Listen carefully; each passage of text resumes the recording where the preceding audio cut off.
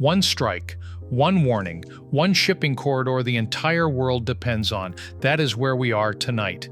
If this escalation stays limited, it is a regional crisis headline. If it spills into maritime disruption near the Strait of Hormuz, it becomes a global economic event. This is a developing analysis based on currently available reporting. So this breakdown is simple. No hype, no rumor loops, no dramatic guessing. We are going to separate confirmed facts from official claims, map why Kharg Island matters far beyond Iran, and walk through the indicators that will tell us whether this stabilizes or escalates further. Because when energy infrastructure and shipping lanes show up in the same escalation cycle, markets do not wait for certainty. They price risk immediately. Here's the status in plain terms. Recent reporting describes U.S. military action linked to sites around Kharg Island, a strategic part of Iran's export architecture. Iranian officials issued warnings signaling possible retaliation against interests linked to the U.S. in the region. At the same time, concern expanded from a single strike into broader energy and maritime security risk. Now, the key discipline. In fast conflict coverage, details move quickly and sometimes conflict across sources. So keep 3 buckets. First, multi-source confirmed developments, what several credible outlets align on. Second, official claims, what one side says happened or will happen. Third, unresolved details, what still lacks independent verification. That structure matters. Without it, strategic messaging gets repeated like settled fact. And in this kind of crisis, public statements are often tactical tools meant to shape behavior, not neutral after-action reports. So yes, the escalation is real, but precision matters more than volume right now. Let us zoom in on the geography people keep hearing about Kharg Island. Kharg has long been viewed as one of the most important nodes in Iran's crude export system. That does not mean every reported incident there equals immediate export shutdown. It means Kharg sits in a high-leverage position where even partial operational uncertainty can ripple outward. You do not need to turn off the whole network to trigger global reactions. You only need enough threat perception that shipping, insurance, and buyers begin to hedge. What that usually looks like is tanker scheduling friction, risk repricing by insurers, cautious behavior by traders and refiners, and government-level contingency planning among major importers. This is why headlines tied to Kharg can move sentiment quickly, even before final damage assessments are public. Infrastructure in conflict zones has a second function: signaling. A strike can serve 2 objectives at once: degrade capability and send a coercive message about what could come next. And once that signaling cycle begins, market reaction itself becomes part of the broader strategic logic. So Kharg is not just a location on a map, it is a pressure point where military action, economic perception, and political signaling collide.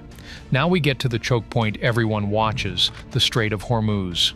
Why this corridor matters is straightforward. A substantial portion of global oil and liquefied natural gas transit passes through this narrow maritime route. When tensions rise in the Gulf, Hormuz becomes the highest stakes keyword for navies, insurers, traders, and finance ministries. And here is the part many people miss. A total closure is not required to cause serious impact. Partial disruption can do plenty. Expect more cautious convoy patterns, temporary delays and reroutes, increased security procedures, higher war risk premiums, and general throughput friction. That friction then compounds.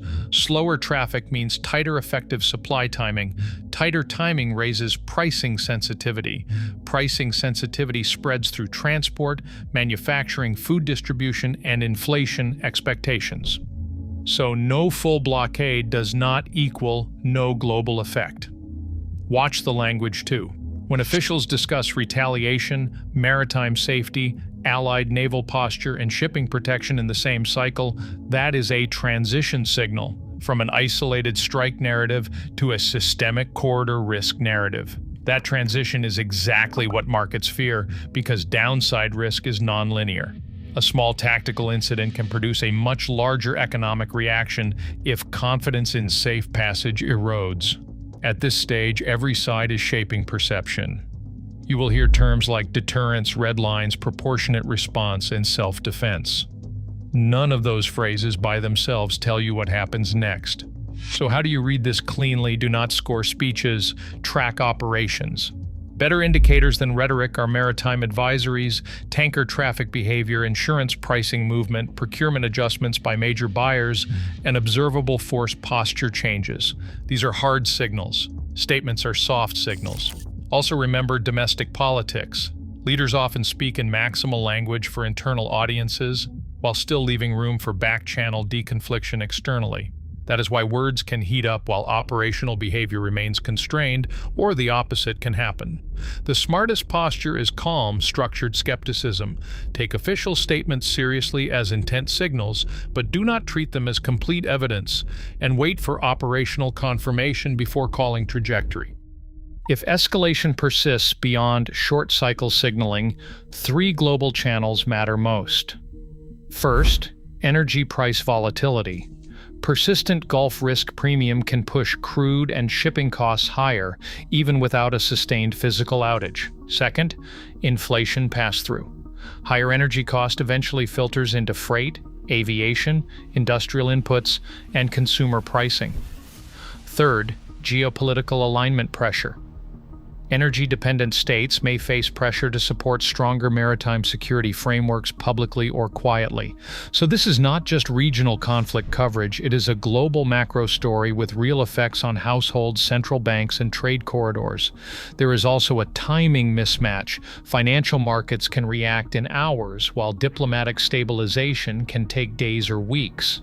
That mismatch is why volatility spikes early in these scenarios. If you only track a few things over the next 72 hours, track these. 1. Verified shipping flow changes near Hormuz. 2. Operational status updates around key export infrastructure. 3. Insurance and freight repricing. 4. De-escalation channel signals, such as mediation language or military communication lines. 5.